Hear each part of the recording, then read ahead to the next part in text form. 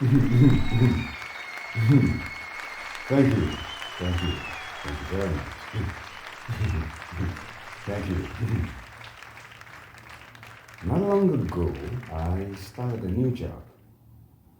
Orientation at new jobs can be an experience in anxiety. You're trying to put your best foot forward and you're constantly worried about whether you will get to keep the job. I had a strange conversation with my team leader during my orientation week. It wasn't strange as in ghoulish strange, but the conversation is difficult to forget.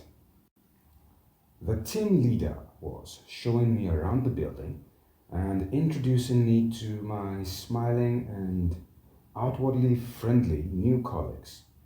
And that was somehow reassuring considering my state of mind at the time.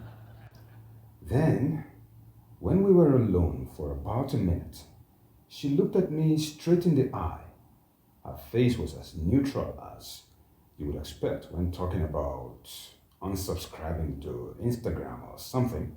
When she said, should you feel the need to pass gas, please go for a walk outside the office. We've had a few incidents lately where someone forgot to leave the room before dropping a bomb. It's no joke, a most unpleasant thing to do. Then she looked away and kept walking. I didn't know whether she was joking or serious, but I nodded. Yes, ma'am.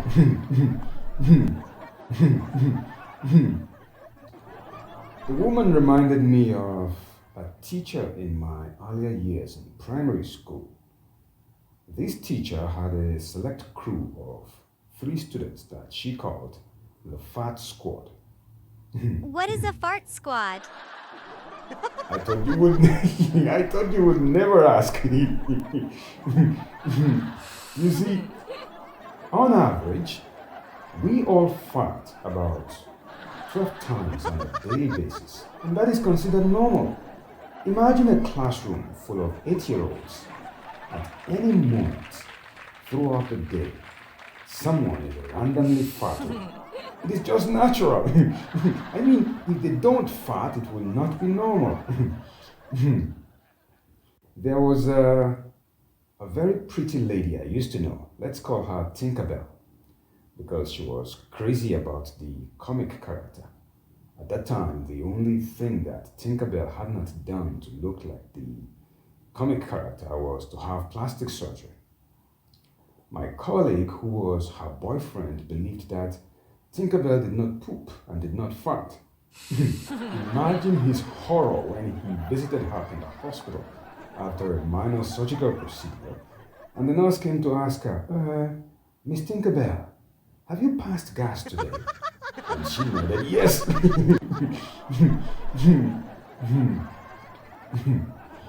I grew up in the period when it was okay for teachers to beat students. So this teacher, let's call her Miss Fart Squad, she had a punishment for anyone caught passing gas in the classroom. As I recall, there were more than 30 of us in her class. To excuse yourself from the classroom, you must first take permission from Miss Fat Squad. I mean, consider the average daily gas passing statistic that I mentioned earlier. If everyone who needed to fart goes to ask permission to be excused from the classroom every time that they needed to go fart, Miss Fat Squad will not be able to teach anything because someone will need to be excused from the classroom like every 5 minutes. So you can understand why the little rascals continued to fart in the classroom, at least until Miss Fat Squad created a Soviet-style regime in her classroom. She handpicked 3 leading students from the class.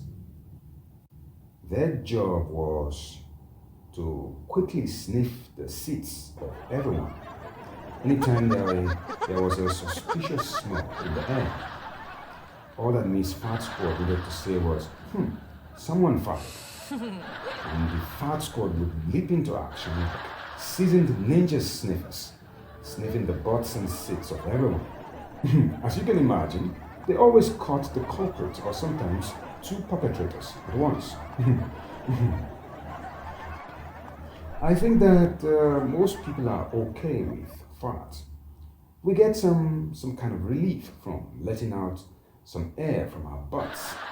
The feeling is very similar to taking a deep breath, and this relief makes the smell of fart bearable for most of us. But there is some kind of pseudo taboo about other people's farts. You see, we do not want to smell other people's farts since we are not getting the relief or pleasure that they are getting from letting out some gas. But how are men different to women on the subject of gas passing? I think that women are more likely to hold their fart than men. I mean, it makes sense because women are the ones who would rather endure the pain of fashion just to look pretty. Men will do anything to avoid pain, including farting in public, if it relieves pain. The fact is that holding your fart will cause gas pressure to build up in your gut. And there are many negative consequences to that. You see, gas does not like being trapped. It will look for any possible escape. It could be reabsorbed into your blood and come out in your breath. It can also go back up through your throat and come out as burp or belching. I mean, what is worse? Passing gas through your butt or passing gas through your mouth? But the most catastrophic consequence in terms of the gas trying to find an escape route is probably when the pressure buildup is so great that the gas will force itself, it will force its way out of your butt in uncontrollable and loud farts.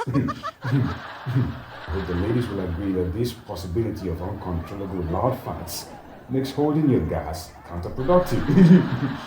I mean, what could be worse for your reputation of being pretty than uncontrollable loud farts in the office?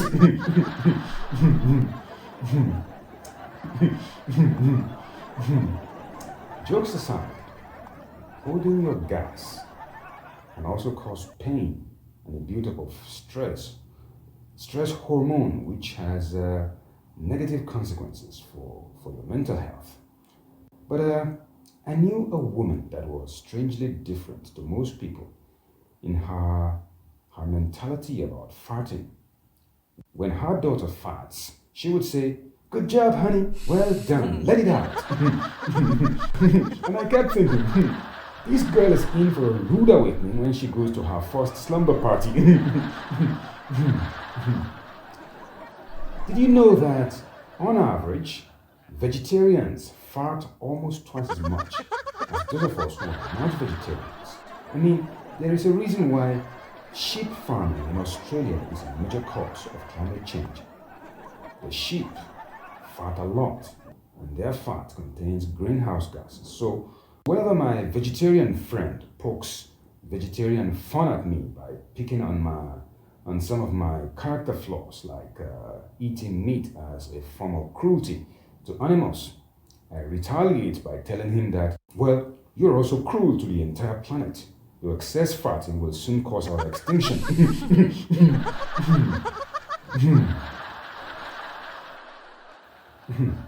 As I got a bit older, I have remained puzzled about my experience in the classroom of Miss Fart Squad. I have not stopped wondering about one question.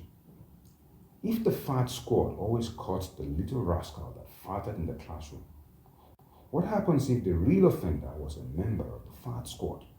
Who would sniff them out?